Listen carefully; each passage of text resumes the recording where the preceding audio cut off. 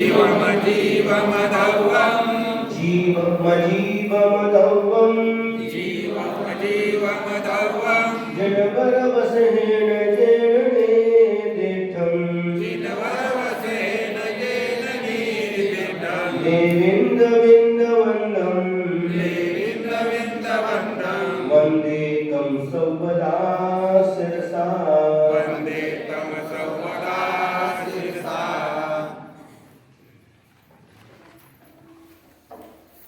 गाथा नंबर 8। गाथा नंबर 2 में जीवो ओमो अमुक्ति कर्ता ये बताया था। जीव का लक्षण हुआ, जीव उपयोगमय है, उपयोग का वर्णन हुआ, और कल जीव अमूर्तिक है यह वर्णन हुआ। अमूर्तिक क्यों है? क्योंकि जीव के अंदर 8 प्रकार का स्पर्श, 5 प्रकार का रस, 5 प्रकार का वर्ण और 2 प्रकार की गंध नहीं पाई जाती, इसलिए जीव अमूर्तिक है ऐसा कहा गया था।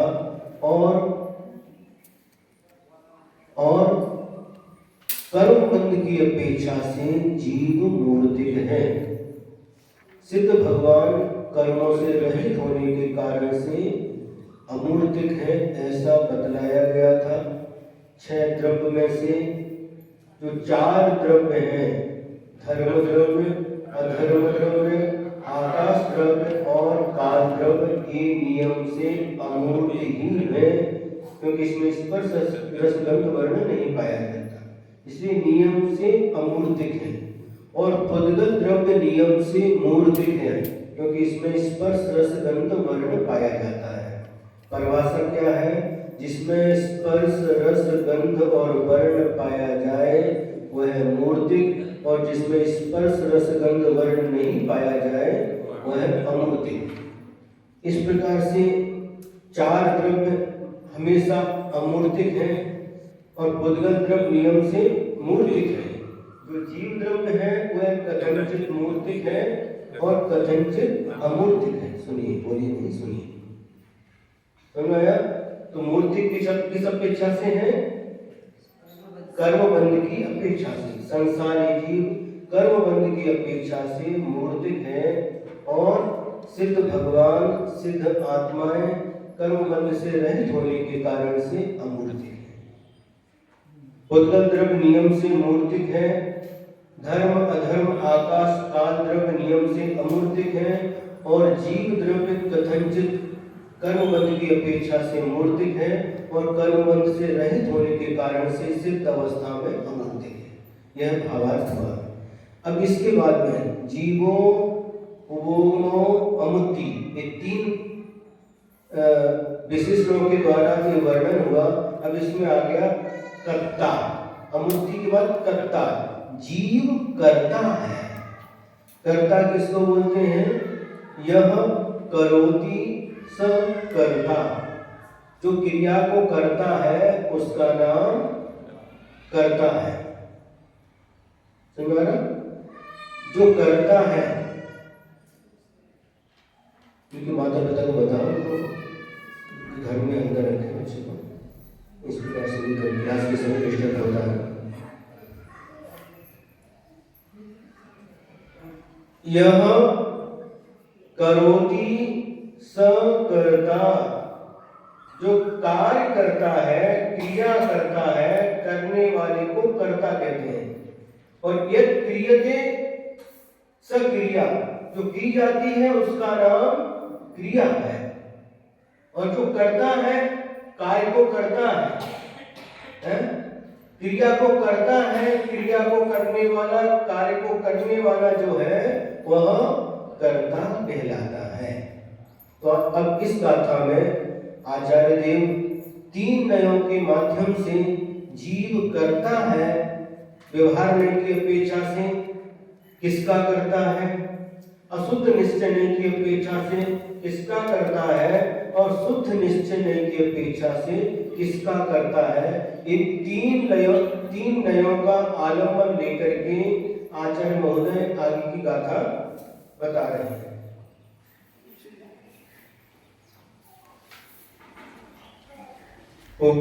गाथा नंबर 8। पुग्गल कम्मादीनम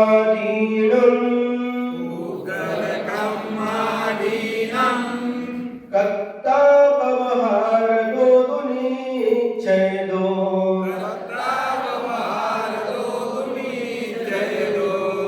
चेदन कम्मानादा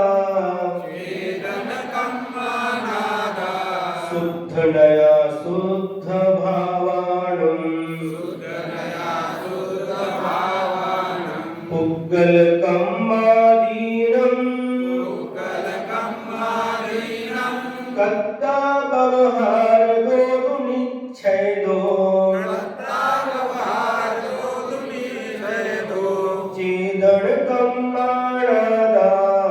चेदन कम्मानादा शुद्ध नया शुद्ध भावाणम। बोलिए।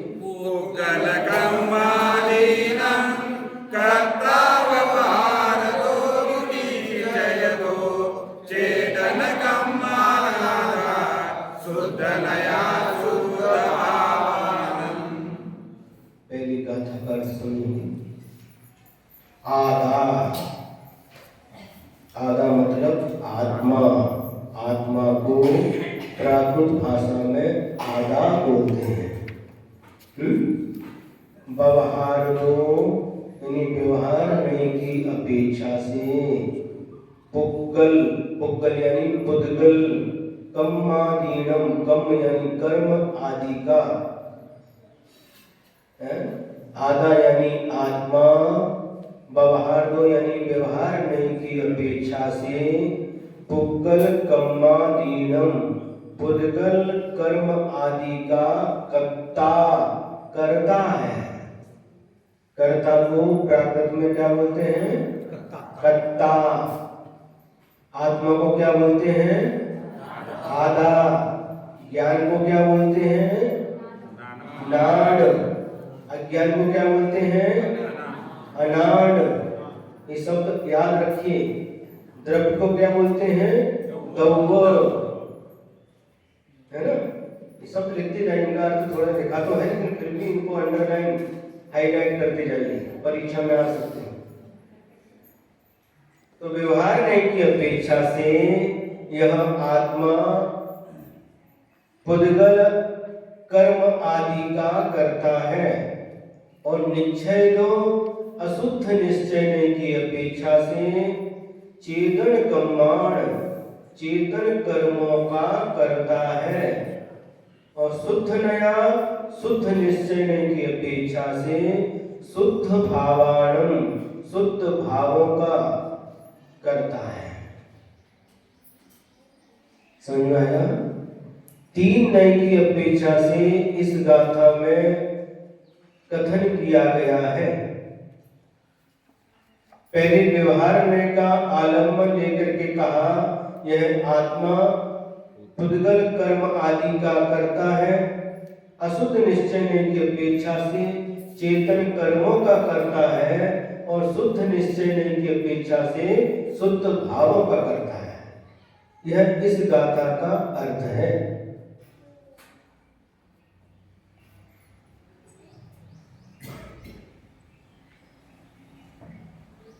अब देखिए, सबसे पहले व्यवहार नहीं की अपेक्षा से जो बताया है उसको अपन समझते हैं। आधा आत्मा व्यवहार दो व्यवहार नहीं की अपेक्षा से पुग्गल कम्मादीनम कर्ता पुद्गल कर्म आदि का करता है। पुद्गल कर्म का करता है, समझ आ रहा? पुद्गल कर्मों का कर्ता मतलब क्या है? इसे नो कर्म कहते हैं, द्रव्य कर्म कहते हैं। जैसे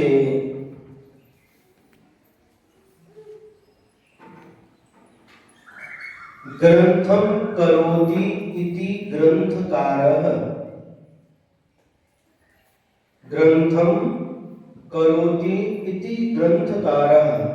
ये कौन सा ग्रंथ है? द्रव्य संग्रह। इस द्रव्य संग्रह ग्रंथ के कर्ता कौन है?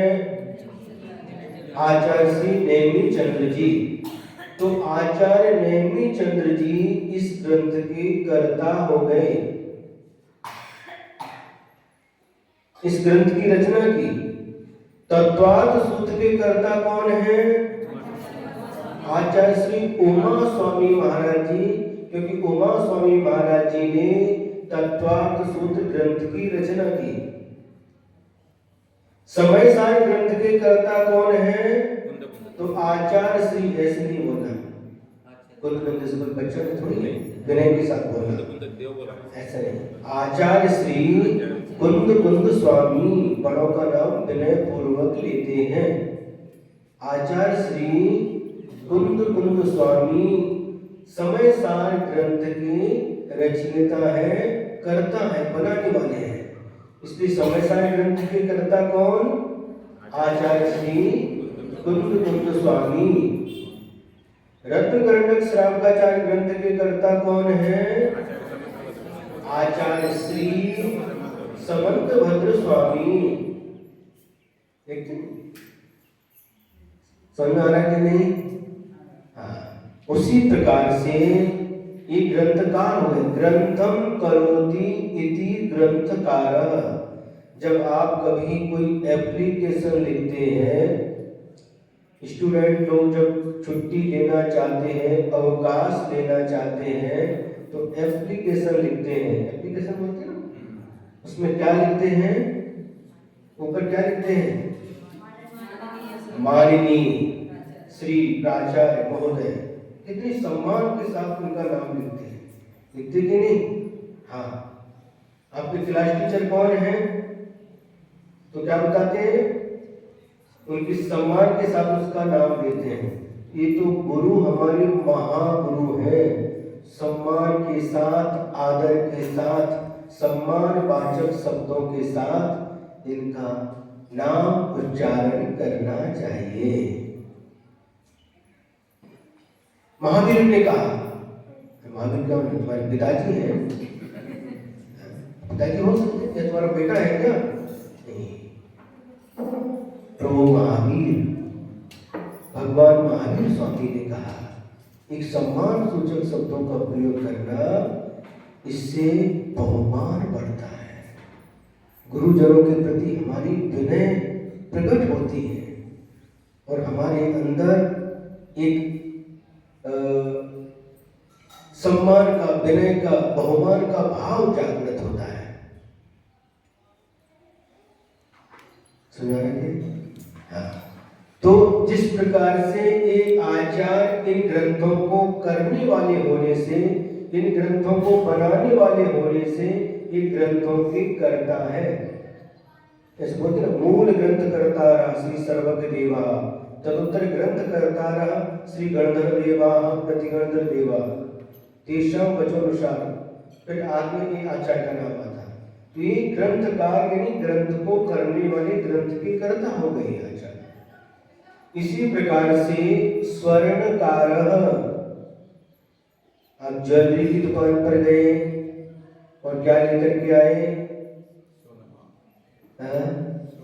गले में डालने वाला हार लेकर के आए, चैन लेकर के आए, क्या अंगूठी लेकर के आए। जो वस्तु चाहिए उसको लेकर के आ गए। उनको क्या बोलते हैं? सुनार बोलते हैं, लेकिन उसका संस्कृत में अर्थ है स्वर्णकारः। जो स्वर्ण के आभूषण बनाता है, कागड़े बनाता है, वह स्वर्णकार कहलाता है। माने उन आभूषण का कर्ता वह स्वर्णकार हो गया। सुना है? जो हार बनाया, अंगूठी बनाई, हाथ का क्या बोलते वो बनाया, तो उसका कर्ता हुआ, इसलिए उसको स्वर्णकार कहते हैं। जो भगवान की मूर्ति बनाता है उसे क्या कहते हैं? मूर्तिकार। मूर्ति बनाने वाला मूर्तिकार। तो उस मूर्ति का कर्ता कौन? वह मूर्ति बनाने वाला मूर्तिकार उस मूर्ति का कर्ता हुआ, उसको बनाने वाला हुआ। यह करोति स कर्ता, जो करता है उस क्रिया को करता है वह कर्ता कहलाता है। तो उस मूर्ति का कर्ता कौन हो गया? मूर्तिकार। शिल्प को करने वाला, तरह तरह की शिल्प होती है, लकड़ी में भी शिल्प बनाते हैं, पाषाण में भी शिल्प बनाते हैं, कपड़े में भी शिल्प बनाते हैं। तो उस शिल्प को करने वाला शिल्पकार, उसको शिल्पकार बोलते हैं। उसी प्रकार से बाजार में जाते हैं, फूलों की माला खरीद करके लाते हैं, जो मालाओं को बनाता है उसको बोलते हैं मालाकार या माली, मालाकार। तो क्योंकि वो बनाने वाला, उसका कर्ता, माला का कर्ता कौन है? वह माली है। लोहार, लोहे का तवा, लोहे का कढ़ाई लेकर के आते हैं, कौन है वो? क्या बोलते हैं उसको? लोहार। तो लोहे के बर्तनों को बनाने वाला। इसी प्रकार से कुंभकार, कुंभम करोति इति कुंभकारः।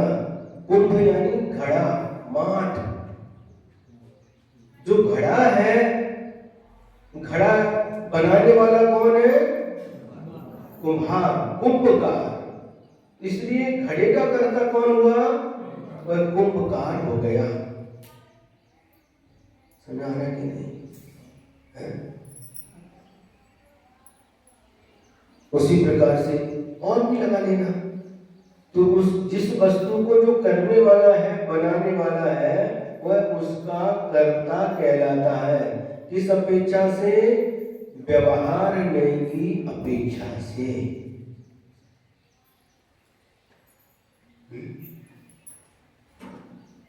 जो रसोईया है वो क्या करता है?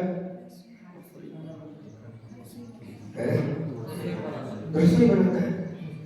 वो क्या हो गया? रोटी बना रहा है। घर में जो महिला है तो रोटी का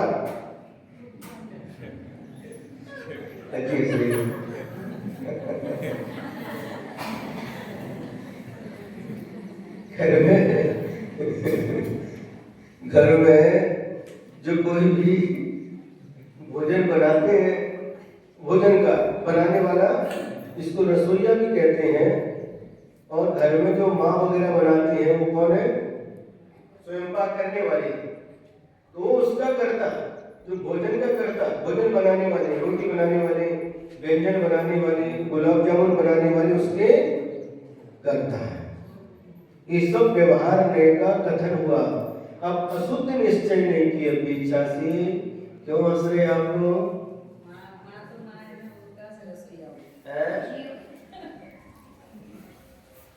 माँ तो माँ है, लेकिन उस समय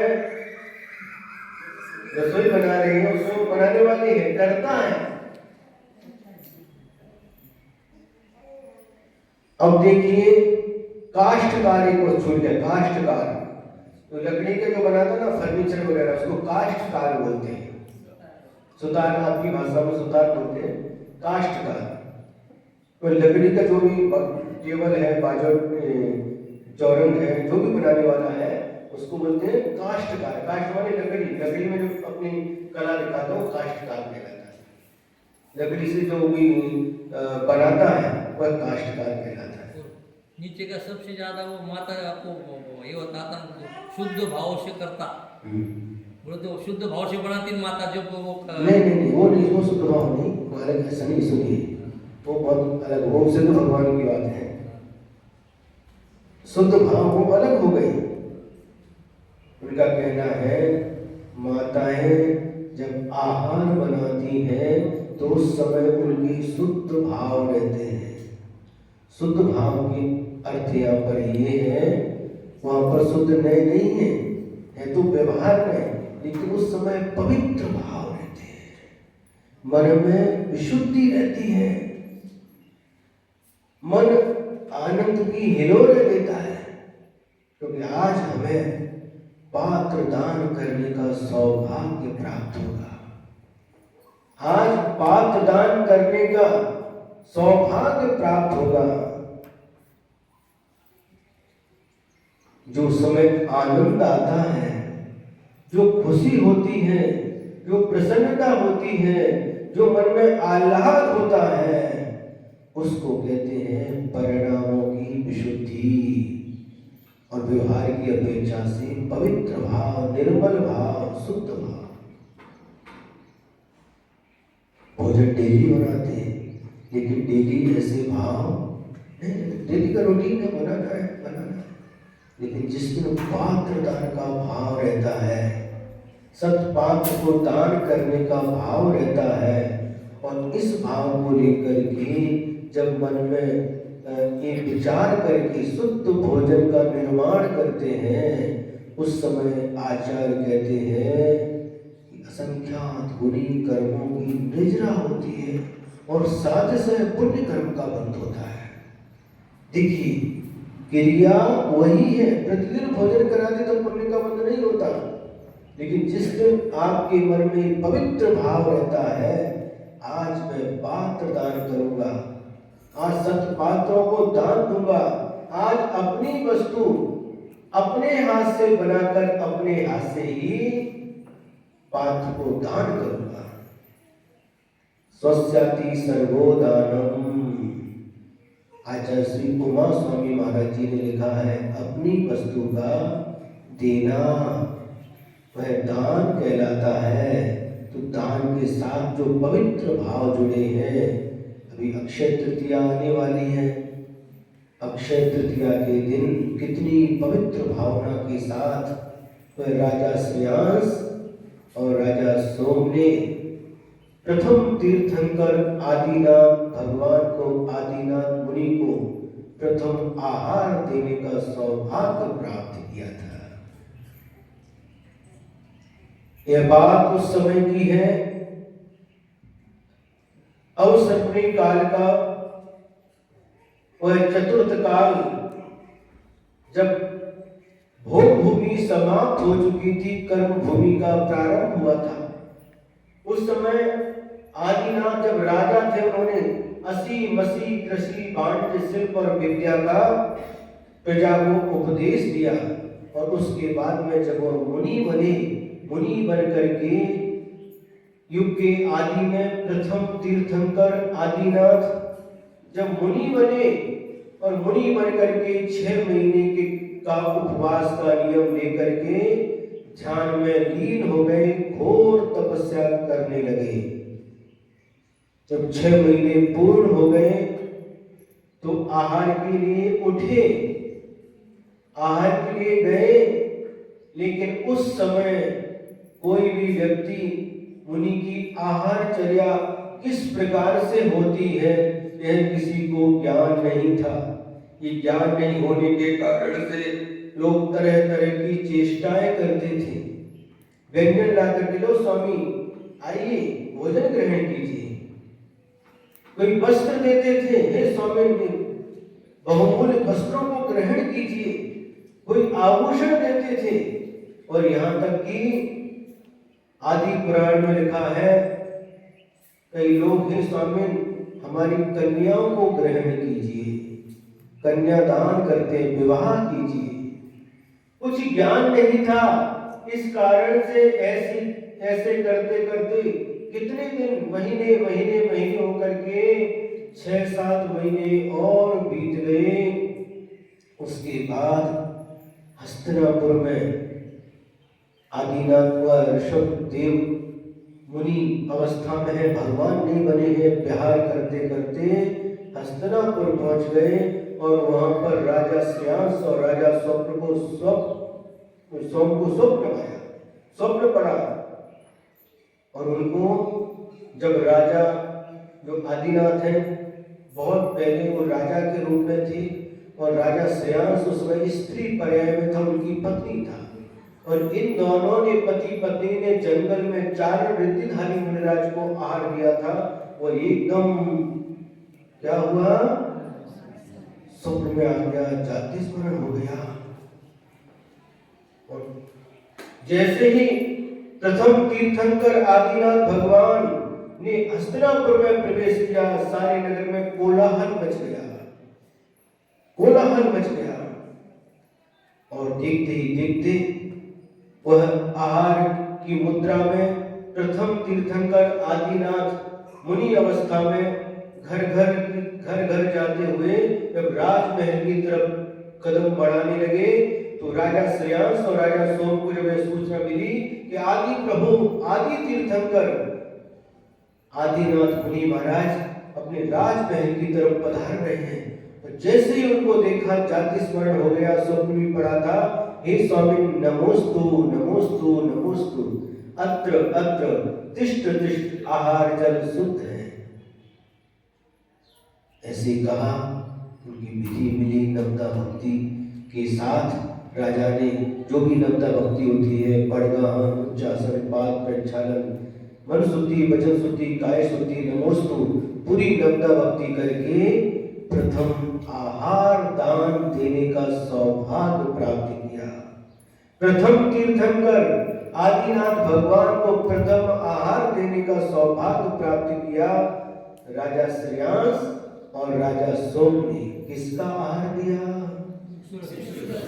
उसाचरस, ठंडगार उसाचरस। हम बिहार कर रहे थे औरंगाबाद से पूना की तरफ, बीच में अहमदनगर के पास लिखा था, मराठी हमको कम आती थी उस समय, वहां पर लिखा था इथे थंडगार उसाचा रस मिळेल। उस समय इक्षु रस, गन्ने का रस, उसके द्वारा 1 वर्ष से भी अधिक हुआ था और आदिनाथ भगवान का प्रथम आहार हुआ। तीर्थंकर तीर्थ के कर्ता हैं, तीर्थम करोति तीर्थंकरम, तीर्थ के कर्ता तीर्थंकर भगवान। लेकिन दान तीर्थ के कर्ता में भी किसी का नाम आता है तो राजा श्रेयांस और राजा सोम, ये भी कम नहीं है। दान तीर्थ का प्रवर्तन किया इन्होंने, दान तीर्थ के प्रवर्तक कहलाए राजा श्रेयांस और राजा सोम। और जिस दिन उनका प्रथम आहार हुआ था, उस दिन तिथि थी, मास कौन सा था? वैशाख शुक्ल पक्ष और तृतीया। जिस दिन उस दिन भगवान का उन मुनि महाराज का आहार हो गया, उस दिन से उसका नाम रखा गया अक्षय तृतीया। जिसका कभी क्षय नहीं होता उसको अक्षय कहते हैं। और उस दिन तृतीया थी, इसलिए अक्षय तृतीया उस दिन से प्रसिद्धि को प्राप्त हो गई। कहीं कहीं पर इसे आखा तीज भी बोलते हैं। आखा माने भी अखंड होता है, समझ में आया? तो उन्होंने जो कहा था, उस समय जो शुद्ध भाव रहते हैं, पवित्र भाव रहते हैं, आहार दान का निर्माण करते समय, उस समय आहार बनाने वाले जब से तैयारी करते हैं, कुएं से पानी लेकर के आ रहे हैं, आटा पीस जो भी कार्य कर रहे हैं, उसमें पवित्र भाव जुड़ा हुआ है कि मुझे पात्र दान करना है। स्नान करते हुए भी, झाड़ू लगाते हुए भी, भोजन बनाते हुए भी, सब कार्य करते समय साथ से पुण्य कर्म का बंध हो रहा है। कैसे? जब समय मिलेगा तब बाद में बताएंगे। अभी विषय क्या चल रहा है? जीव करता है, व्यवहार की अपेक्षा से किसका करता है आपको बता दिया। अब अशुद्ध निश्चय की अपेक्षा से यह जीव किसका करता है? तो पुक्कल कम्मादीनम, अशुद्ध चेतन कर्म दादा, यह आत्मा चेतन कर्म का करता है। चेतन कर्म मतलब क्या? चेतन कर्म का मतलब क्या? चेतन के द्वारा जो भाव उत्पन्न होते हैं, राग द्वेष उत्पन्न होते हैं, राग द्वेष उत्पन्न होते हैं कि नहीं? होते हैं। राग द्वेष ईर्ष्या क्रोध मान माया लोभ इत्यादि जो परिणाम उत्पन्न होते हैं, होती कि नहीं? उन कर्मों का कर्ता है कौन? करता है आत्मा। राग का कर्ता कौन है? देश का कर्ता कौन है? ये आत्मा। कभी पुद्गल में राग द्वेष नहीं होते। पुद्गल द्रव्य में, धर्म द्रव्य में, अधर्म द्रव्य में, आकाश द्रव्य में और काल द्रव्य में राग द्वेष रूप परिणाम पाए जाते क्या? नहीं पाए जाते। किसमें पाए जाते हैं? जीव में पाए जाते हैं, आत्मा में पाए जाते हैं। तो ये राग द्वेष आदि जो परिणाम है,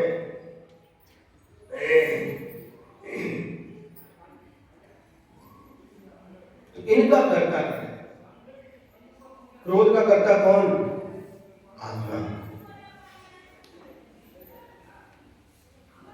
अहंकार का कर्ता कौन? आत्मा।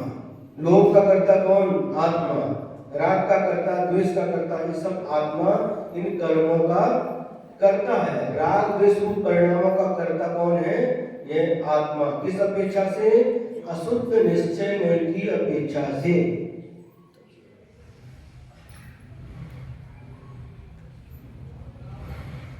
कर्मों को बंध होता है कि नहीं? कर्म को बांधता है। कर्म का बंध कैसे होता है? तीनों लोगों में पौद्गलिक कार्बन परिगणाएं भरी पड़ी हैं। तीनों लोगों में पौद्गलिक कार्बन परिगणाएं भरी पड़ी हैं। जब यह जीव राग द्वेष रूप परिणमन करता है, उस समय वह कार्बन परिगणाएं आत्मा के पास जो है, कार्बन परिगणाएं वह कर्म रूप परिणमन करके आत्मा के साथ चिपक जाती है। इसका कर्ता जीव है कि आत्मा है? कर्ता, इसका कर्ता जीव होता है कि आत्मा होता है? जीव अपने ही तो है। जीव को भी आत्मा को भी। जो जीता है, जिएगा, जीता है और जीव आत्मा। आत्मा उसी का जीव कहो, आत्मा कहो, चेतन कहो, ये सब एक आत्मा चाहिए।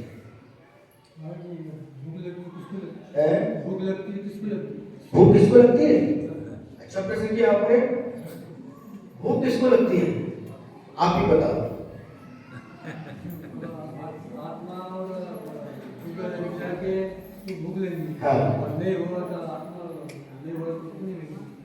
शरीर में आत्मा नहीं होगा तो भूख का नहीं। हाँ, बिल्कुल सही। तो ये राग द्वेष होते तो आत्मा के विषय होते। बिल्कुल बिल्कुल, वही तो बता रहे हैं। वही तो बता रहे हैं, बिल्कुल सही कहा आपने। भूख किसको लगती है? प्रभाकर जी ने अच्छी बात कही। भूख किसको लगती है? यदि आत्मा को भूख लगती है तो सिद्ध आत्मा को भूख लगनी चाहिए। विग्रह गति में जो आत्मा है उनको भी भूख लगनी चाहिए। यदि शरीर को भूख लगती है तो जो मरण को प्राप्त हो गया, डेड बॉडी, उसको भी भूख लगना चाहिए।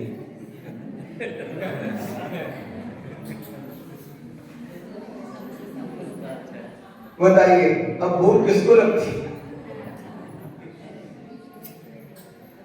दोनों का सहयोग है। दोनों का सहयोग क्या होता है? क्या दोनों का सहयोग? जो आत्मा शरीर के अंदर है ना, भूख का अनुभव कौन करता है? आत्मा। भोजन कौन करता है? शरीर। भोजन करने के बाद तृप्ति किसको होती है?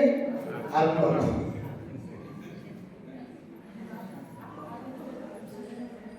समझ में आ रहा है कि नहीं?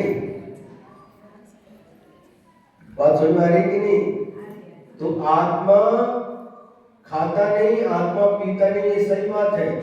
लेकिन जब आत्मा शरीर के अंदर होता है तो जो भूख प्यास रूप जो भाव होते हैं आत्मा के अंदर, और फिर उसके बाद में यही आत्मा क्या करता है? खाने की इच्छा होती तो सब कुछ खाने पीने की वस्तुओं का संचय करके अपनी भूख को मिटाता है, प्यास को मिटाता है। समझ आ गई कि नहीं? शरीर खाता कि नहीं?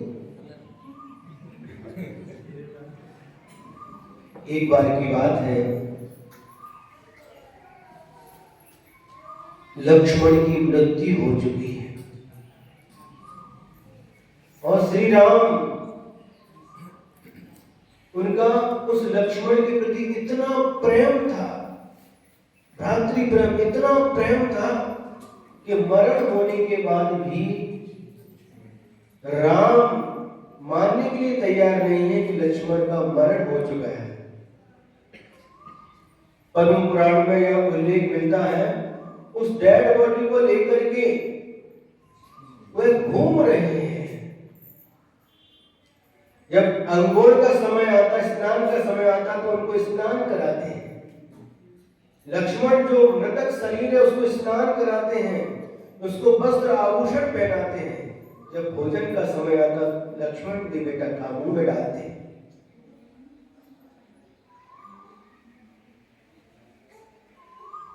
देखिए, छाई सम्यक दृष्टि है श्री राम, तदभव मोक्षगामी है, मांगी तुंगी सिद्ध क्षेत्र से मोक्ष गए हैं। उनकी ये दशा, इतना मोह प्रबल, लेकिन कहते हैं कि ज्यादा से ज्यादा सम्यक दृष्टि जीव का ये राग रहेगा तो 6 महीने, द्वेष रहेगा तो 6 महीने। उनकी कषाय ज्यादा से ज्यादा 6 महीने तक रहती है, उसके आगे नहीं जाती। अब ये क्रम चल रहा है। अब उस समय क्या घटना घटी, एक कृतांत वक्र नाम का इनका एक मित्र था, सारथी था। वो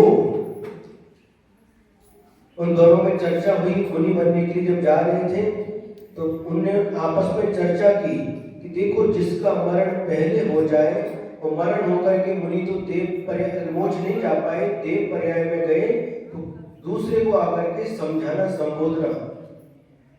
और एक जटायु पक्षी था, उसका भी मरण होकर के नमो कार्बन सुनाया था राम ने, वो मरण होकर के वो भी देव पर्याय को प्राप्त हुआ था, देव बन गया था। और जब ये दशा देखी उन्होंने अपने अवधि ज्ञान से, जटायु के जीव में और कृतांत वक्र नाम का जो सेनापति था उनके जीव ने, तो नीचे आकर के अब समय आया है, श्री राम मोह के वशीभूत हुए हैं, इनको समझाना चाहिए।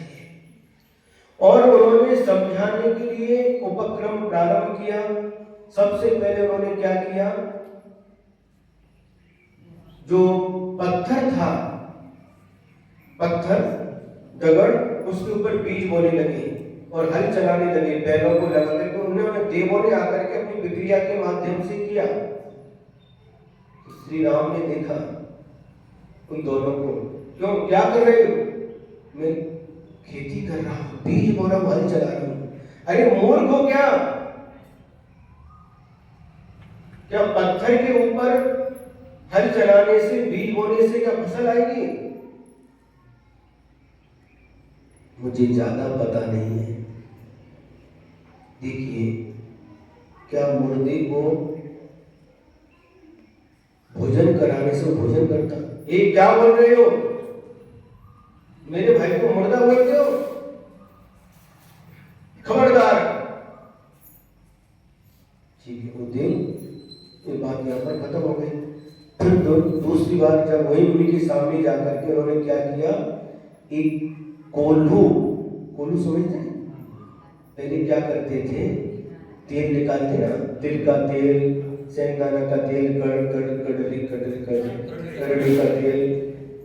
करड़ी उधर नहीं होती है, तो सुना होंगे। उन सब को बीज को क्या करते हैं, उसके अंदर डालते हैं और 2 बैल होते हैं और उसको घूमते, उसमें डालने से वो लकड़ी का रहता है, उसमें से तेल निकलता है। ये काम करने लगे, देखा कभी आपने? आज की जमाना चला गया, कई जगह सब उसका रस भी उसी से निकालते हैं, कई जगह देखा होगा। उसको बोलते कोल्हू का बेल। अब वो ये क्या करने लगे, वहां पर उन्होंने अपने प्रक्रिया के माध्यम से कोल्हू बनाया, 2 बैल बनाए और उसमें क्या, बालू डालने लगे। बालू समझते हैं, रेती, और उसको घुमाने लगे। मैं देखा श्री राम ने, क्या कर रहे हो? मैं तेल निकाल रहा हूं। अरे पागल हो क्या रेती में से तेल निकलता है?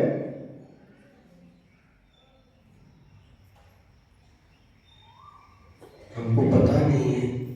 क्या मुर्दे के से बात करने से क्या मुर्दा बात करता है, क्या बोलता है? फिर उसको डांट दिया, गया।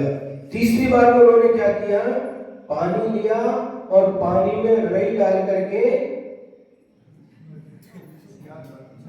क्या कर रहे हैं? मंथन कर रहे हैं, पानी में मंथन कर रहे हैं। वो दोनों चीज, दोनों देव। श्री राम ने पूछा क्या कर रहे हो? घी निकाल रहे हैं, धूप बना रहे हैं। कितना मूर्ख है कि पानी में से घी निकलता है। नहीं, हमको बताया है मथने से, मंथन करने से घी मिलता है। अरे मंथन किसका करना? दही का मंथन करोगे तो घी मिलेगा, पानी के मंथन करने से घी मिलता है क्या? अरे मुर्दे को नहलाने से क्या मुर्दा पवित्र होता है? फिर उसको डांट दिया। ऐसा क्रम चलता रहा, हाँ? और ऐसा करने के बाद में 6 महीने पूर्ण हो गए। उनका सहनन मजबूत था, तो 6 महीने होने के बाद उनका दाह संस्कार किया गया। यह मोह की प्रबलता है। समझ में आ रहा? ये मोह की प्रबलता का उदाहरण दिया गया है। तो विषय क्या चल रहा है? आपने जो बात कही थी ना, मुर्दा खाता है कि नहीं? अब देखो डेड बॉडी लक्ष्मण को खिला रहे हैं, श्री राम पानी डालते हैं लेकिन बाहर निकल जाता है। कैसे पिए? तो भूख किसको लगती है? प्यास किसको लगती है? आत्मा। ये 18 दोष आत्मा के हैं। चुत पिपासा जरातंग जन्मांतक वैस्मया न राग द्वेष मोहाश्च यस्यावता स प्रकृति। जिनके अंदर ये 18 दोष समाप्त हो जाते हैं वह अरिहंत भगवान कहलाते, वीत रागी कहलाते हैं। समझ आ रहा? तो राग द्वेष का कर्ता कौन? यह आत्मा। कौन से नहीं की अपेक्षा से? अशुद्ध नहीं की अपेक्षा से। तो हम ये कह रहे थे कि पुद्गल वर्गणाएं, पौद्गलिक कार्मण जो वर्गणाएं हैं वो तीनों लोक में भरी पड़ी है, लेकिन वह कर्म रूप परिणमन कब करती हैं? जब यह आत्मा राग द्वेष रूप परिणमन करता है। राग द्वेष रूप जैसे ही परिणमन करता है वही पौद्गलिक कार्मण वर्गणाएं कर्म रूप में परिणत होकर के आत्मा के साथ एक मेकता को प्राप्त हो जाती है। अब देखिए सिद्धालय में भी जहां पर अनंतानंत सिद्ध परमेष्ठी भगवान विराजमान है, वहां पर भी ये पौद्गलिक कार्मण वर्गणाएं भरी हैं। यहां तक कि उनके शरीर आत्म प्रदेशों के पास भी हैं, लेकिन वहां पर वह कर्म रूप परिणमन नहीं करती, क्योंकि हमारे सिद्ध भगवान की आत्मा राग द्वेष रूप परिणमन नहीं करती। इसलिए वह पुद्गल कार्मण वर्गणाएं के रूप में ही रहती, वहां पर कर्म रूप में कभी भी परिणमन नहीं करती।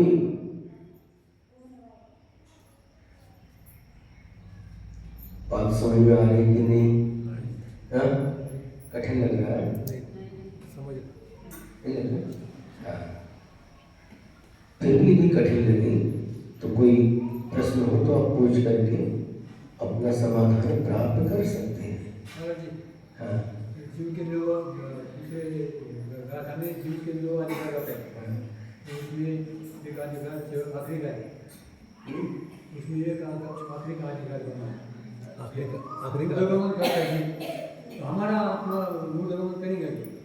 वो प्रश्न देखो, अभी आगे मूर्धगमन का एक प्रसंग आएगा। अभी किसका प्रसंग चल रहा है? कर्ता का।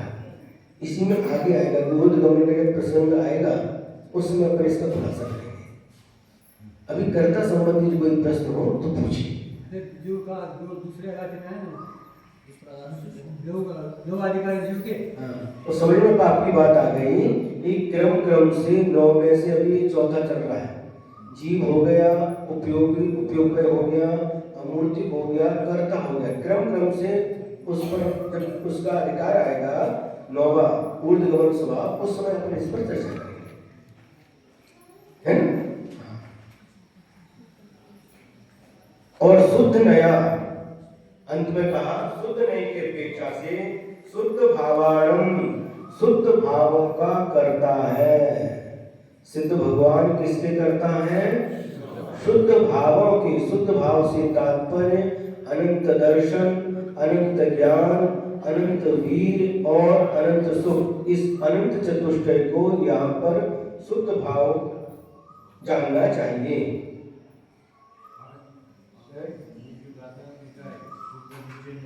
कौन बोल रहे हैं? बोलिए। आत्मा शुद्ध भाव का करता है, तो जो शुद्ध शिला में विराजमान है वो या हम लोग भी शुद्ध भाव का करता है। शुद्ध भाव हम लोग भी कर रहे हैं। उसको शुद्ध भाव नहीं कहते। जो आपके जो शुद्ध भाव है वह यहाँ पर अपेक्षित नहीं है। उसको शुद्ध भाव आपकी भाषा में कहते हैं, लेकिन वास्तव में जो शुद्ध भाव शुद्ध नहीं की शुद्ध निश्चय नहीं की अपेक्षा से सिद्ध भगवान ही करते हैं। अनंत दर्शन, अनंत ज्ञान, अनंत वीर, अनंत सुख शुद्ध भावों की कर्ता सिद्ध भगवान कहलाते हैं। व्यवहार की अपेक्षा से सब कहा जाता हमारे शुद्ध भाव है। मन शुद्धि, वचन शुद्धि, काया शुद्धि। आप जोर से बोलिए, आपकी आवाज कान तक नहीं आ रही है।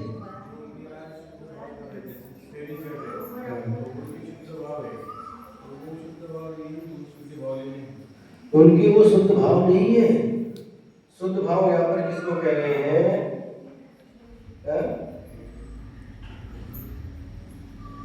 क्या कहा? शुद्ध निश्चय नहीं की अपेक्षा से जीव शुद्ध बुद्ध नित्य निरंजन सच्चिदानंद स्वरूप स्वभाव में परिणमन करता है, तब अनंत ज्ञान, अनंत दर्शन, अनंत सुख आदि भावों का कर्ता होता है।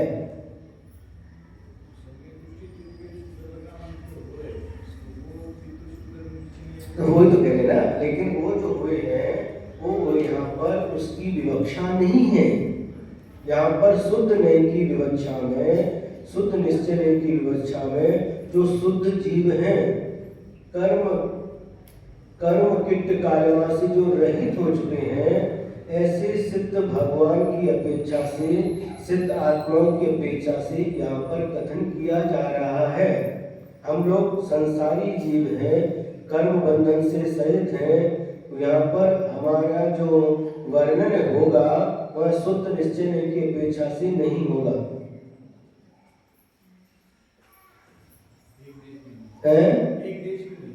नहीं, यहाँ पर वही तो समझिए। देखिए, शुद्ध कहने का तात्पर्य क्या है?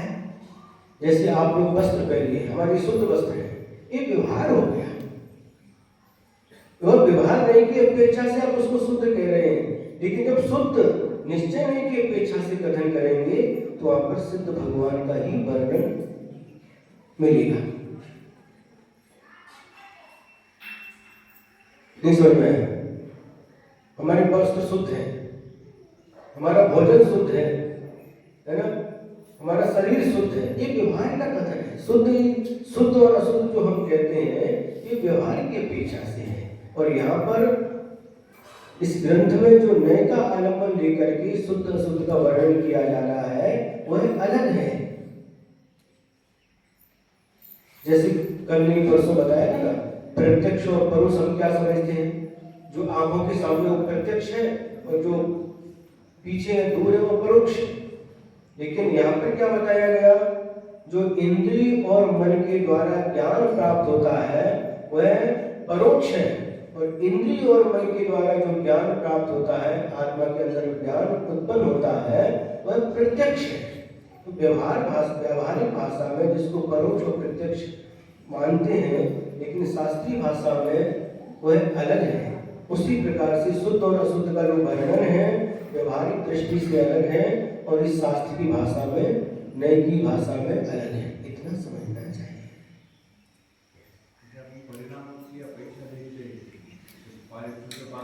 भाव से कहा जाता है कि वो शुद्ध भाव कर रहा है, और उससे पहले जो संसार जीव है वो भी तो जब वो आत्मा का चिंतन करता है वो शुद्ध भाव ही कर रहा है। क्या करता है? जब संसारी शुद्ध भाव कर रहा है, नहीं, शुद्ध भाव वो तो कर रहे हैं। वो शुद्ध भाव आप ये विचार करिए, आपके शुद्ध भाव, हमारे शुद्ध भाव और सिद्ध भगवान शुद्ध भाव एक ही है क्या? ये तो डिफरेंस करना पड़ेगा ना। हम वो तो कह रहे शुद्ध की अपेक्षा से कह रहे हैं। शुद्ध भाव किस अपेक्षा से दे रहे हैं? क्योंकि हम उस समय राग देश से ऊपर उठ करके एक शुद्ध भाव, निर्मल भाव कर रहे हैं। अपने परिणामों में जो निर्मलता आ रही है उसको हम शुद्ध भाव बोल रहे हैं, है कि नहीं? मोदी समाधि परिणाम शुद्धि, परिणामों में जो शुद्धि आ रही है। शुद्धि का मतलब क्या? जो राग देश क्रोध मान माया लोभ मोह मत्सर आदि जो अशुभ परिणाम है उनसे हम अलग होकर के जो प्रभु की भक्ति में अथवा ध्यान में सामायिक में हम जो अपने चित्त को लगा रहे हैं, उस समय उन जो राग देश आदि से हम दूर उठे, इस अपेक्षा से उसको शुद्ध कहा है। लेकिन बाद में ही उस समय तक शुद्ध रहेगा, बाद में फिर उसी में जाने वाला है। तो आपने कहा भी वही लेना है इसमें। क्या लेना है? जो अभी कहा आपने जो परिणाम, वो नहीं लेना, इसमें सिर्फ शुद्ध सिद्ध भगवान को लेना है। सिद्ध भगवान की आत्मा अनंत दर्शन, अनंत ज्ञान, अनंत सुखरूप जो इन शुद्ध भावों का करता है। संसारी आत्मा हमारी और आपकी आत्मा की यहाँ पर चर्चा नहीं है। हम शुद्ध भावों के अगर करता हो गए तो सिद्ध भगवान और हम में क्या अंतर बचेगा? समझ में आया? समय हो गया, नहीं समझ में आया तो एक दो बार और पढ़िए, आपको समझ में आ जाएगा। फिर एक बार इसका अर्थ लेते हैं। उग्गल कम्मादीनम कत्ता व्यवहार दोदुनी छेदो चेदन कम्मानादा शुद्ध नया शुद्ध भावानम। क्लास में आने के पहले भी जो विषय होने वाला है, जो आज का विषय होने वाला है, वो आज क्लास के पहले पढ़ करके आए तो समझ में जल्दी आएगा। कल का विषय क्लास में आने के पहले उसका रिवीजन करके आए तो जल्दी समझ में आएगा। पहले का भी रिवीजन करना और जो हो चुका है उसका भी रिवीजन करना, नहीं तो आगे आगे पाठ और पीछे पीछे सपाट, ऐसा नहीं होना चाहिए, है ना? तो आदा माने आत्मा, व्यवहार दो व्यवहार नहीं की अपेक्षा से पुद्गल कम्मादीनम करता, पुद्गल कर्म आदि का करता है। निश्चय दो अशुद्ध निश्चय नहीं की अपेक्षा से चेतन कर्मान करता, चेतन कर्मों का करता है। चेतन करता है यानी कोई राग की शादी परिणाम। शुद्ध नया और शुद्ध निश्चय नहीं की अपेक्षा से शुद्ध भावानम, शुद्ध भावों का करता है। यह इस गाथा का 8वीं गाथा का अर्थ हुआ। अब इसके बाद में जो भोक्ता आत्मा भोक्ता है, कैसे भोक्ता है, कल अपन 9वीं गाथा में समझेंगे। उच्चारण करते हैं। जीवम जीवम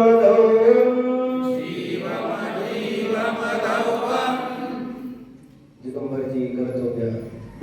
जीवम जीवम जिनवर बसे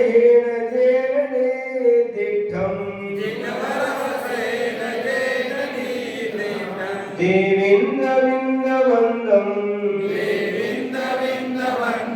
वंदे तम सर्वदा शिरसा जीवो उपभोगमो अमुक्तिकर्ता सदेह परिमाणो भोक्ता संसारत्थो सिद्धो सो विश्व सोढ़ गई काले चतुपाना इंद्रिय बलमाउ आड़ पानोय व्यवहारा सो जीवो निश्चय नय दो दुचे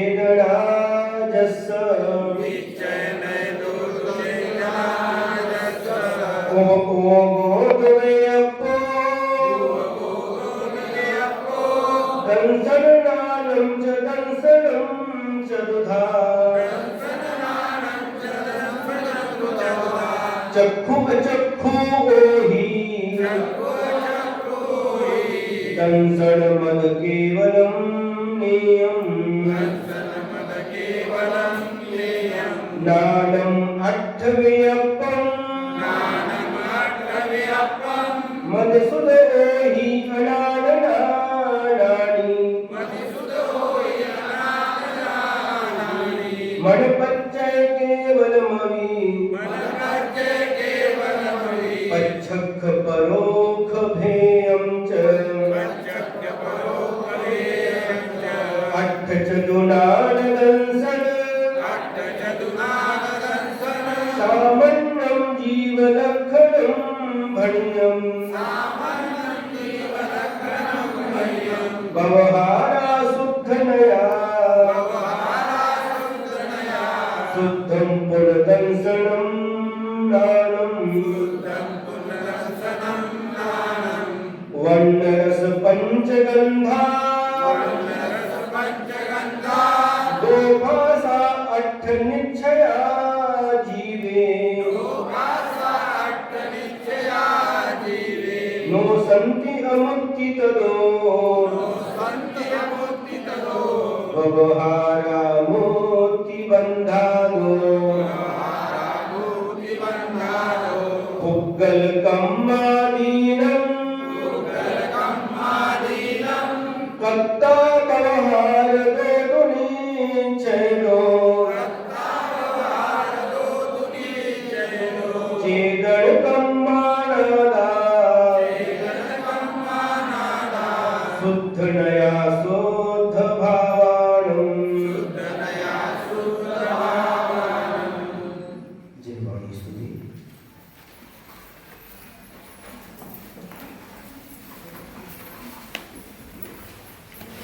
यदर्थमात्रा पदमार्गहीनं मया प्रमादादिर्किञ्चनोक्तं तन्मे च मित्वा विदधात्रेवि सरस्वती केवलबोधिनब्धिं बोधि समाधि परिणामशुद्धि स्वात्मोपलब्धि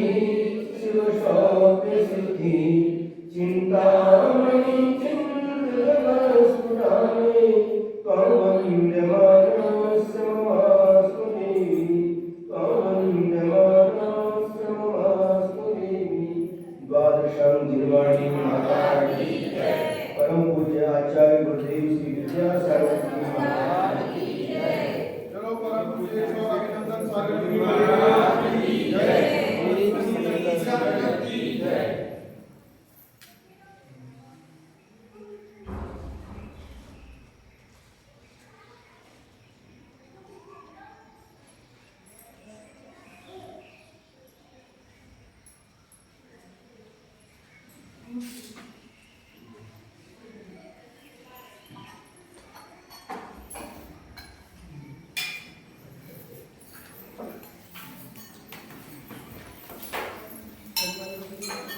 नमस्ते